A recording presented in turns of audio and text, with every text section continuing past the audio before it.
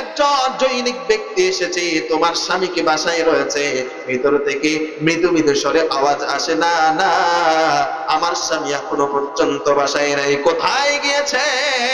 ভিতর থেকে আওয়াজ আসে, আমার স্বামী শিকারের জন্য বাহিরে চলে গিয়েছে। এরপরে মুরব্বী ইব্রাহিম পয়গম্বর ডাক দিয়ে বলে, তোমাদের জীবন ব্যবস্থা কেমন চলে, তোমাদের জীবনটা কেমন চলতেছে? ভিতর থেকে ডাক দিয়ে বলে, আলহামদুলিল্লাহি রাব্বিল আলামিন। জোরে বলুন আল্লাহু আকবার। ভিতর থেকে ওই মেয়েটি মৃদু স্বরে আল্লাহর উপরে রাজি আর খুশি হয়ে বলে, আলহামদুলিল্লাহ, ওই রব আমাদেরকে সুন্দরভাবে জীবন যাপন করাচ্ছে, অভাবের কথা বললেন না, যদিও অভাব থাকে তারপরেও বলল ওই রব যা চান তা আমাদের মঙ্গলের জন্য, সুতরাং আলহামদুলিল্লাহ আমাদের জীবনটা খুব সুন্দরভাবে চলতেছে। তখন ইব্রাহিম ডাক দিয়ে বলে, তোমার স্বামী যখন বাসাতে আসবে তুমি বলবা তোমার স্বামী যেন এই ঘরের চৌকাঠটি মৃত্যুর আগ পর্যন্ত রেখে দেয়। বলুন সুবহানাল্লাহ। মুসলিম মিল্লাতের পিতা, তিনার সন্তান একজন ছিলেন যার নাম হলো ইসমাঈল আলাইহিস সালাতু ওয়াস সালাম। ইব্রাহিম আলাইহিস সালাতু ওয়াস সালামের স্ত্রী ছিল দুইজন। কয়জন? এর মধ্যে একজনের নাম হলো বিবি হাজেরা আলাইহাস সালাতু ওয়াস সালাম। তিনাকে বিবাহ করার পরে ইসমাঈল আলাইহিস সালাতু ওয়াস সালাম তিনি দুনিয়ার জমিনে ভূমিষ্ঠ হওয়ার পরে ইব্রাহিম আলাইহিস সালাতু ওয়াস সালাম ইসমাঈলকে এবং বিবি হাজেরাকে আরবের মরুভূমির মধ্যে রেখে গিয়েছিলেন। আমরা সকলে জানি না?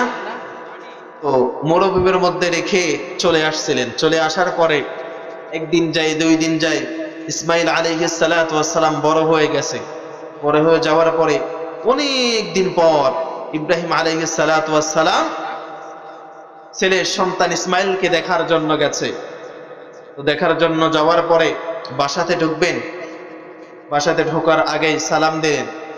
সালাম দেওয়ার পরে জিজ্ঞাসা করলেন, ভেতর থেকে আওয়াজ আসলো একটি মহিলার, আওয়াজ আসলো একটি মেয়ের। সে আওয়াজটি ছিল কর্কশ ভাষী। কি ভাষী? কর্কশ ভাষী। বাহিরে থেকে ইব্রাহিম আলাইহিস সালাতু ওয়াস সালাম জিজ্ঞাসা করলেন, ইসমাঈল কি বাসায় আছে? ভেতর থেকে আওয়াজ আসলো, ইসমাঈল বাসায় নাই, উনি শিকারে গেছেন। তো তখন তিনি জিজ্ঞাসা করলেন, তোমাদের দিনকাল কেমন চলছে, তোমাদের জীবন ব্যবস্থা কেমন চলছে? তখন ভিতর থেকে আওয়াজ আসে যে আমাদের দিনকাল ভালো চলছে না, অভাব অনটনের মধ্যে আমরা রয়েছে। এই কথা শোনার পরে ইব্রাহিম আলাইহিস সালাতু ওয়াস সালাম ওই মেয়েকে বললেন যে ইসমাঈল যখন বাসায় আসবে তাকে বলবে সে যেন ঘরের চৌকাঠটি পাল্টিয়ে ফেলে। এই কথা বলে তিনি চলে গেছেন।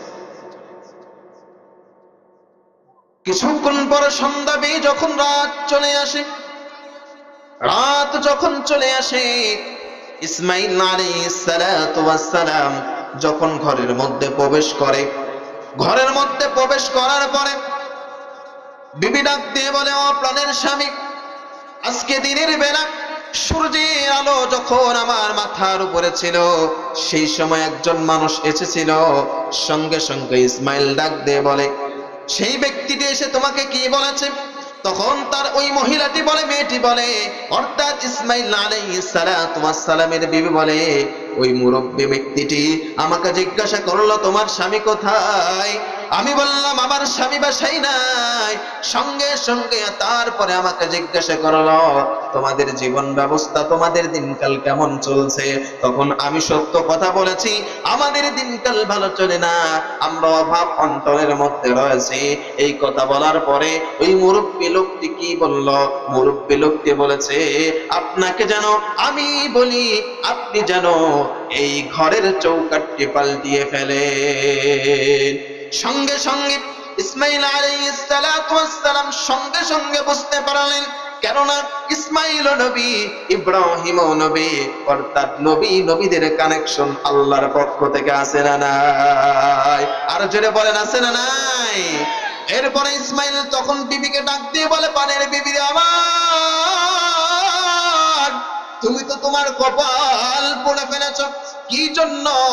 যেই ব্যক্তিটি তোমার কাছে জিজ্ঞাসা করার জন্য এসেছিল এটা তেমন অন্য কোন মানুষ নয়, এটা হলো শ্বশুর, তোমার শ্বশুর, এই যুগের পয়গম্বর ইব্রাহিম আলাইহিস সালাতু ওয়াস সালাম।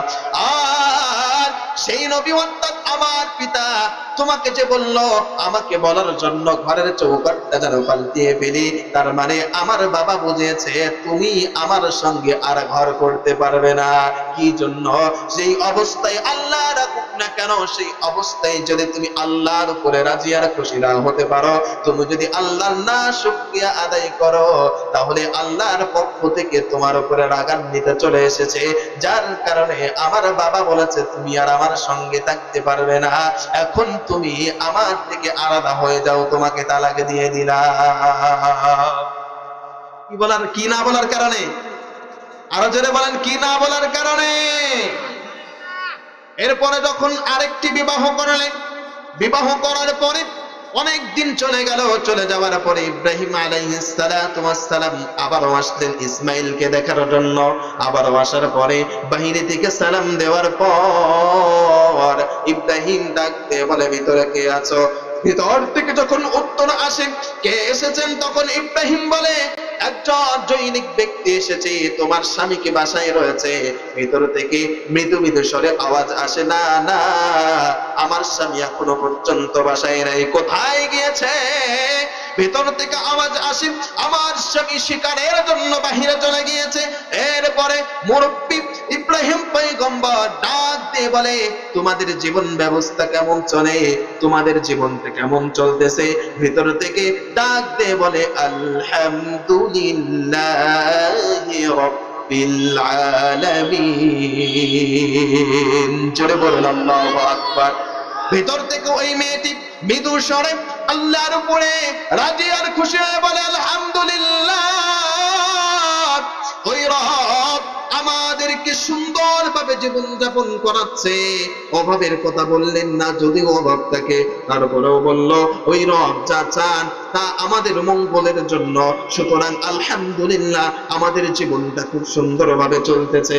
তখন ইব্রাহিম ডাক দিয়ে বলে, তোমার স্বামী যখন বাসাতে আসবে তুমি বলবা তোমার স্বামী যেন এই ঘরের চৌকাঠটি মৃত্যুর আগ পর্যন্ত রেখে দেয়। বলেন সুবহানাল্লাহ।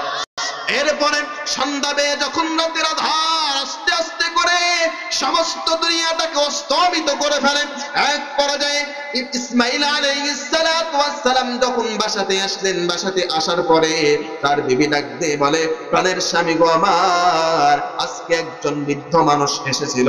সঙ্গে সঙ্গে ইসমাইল আলাইহিস সালাতু ওয়াস সালাম চমকে উঠেছে। তার পিছনের খবর জানা আছে না নাই?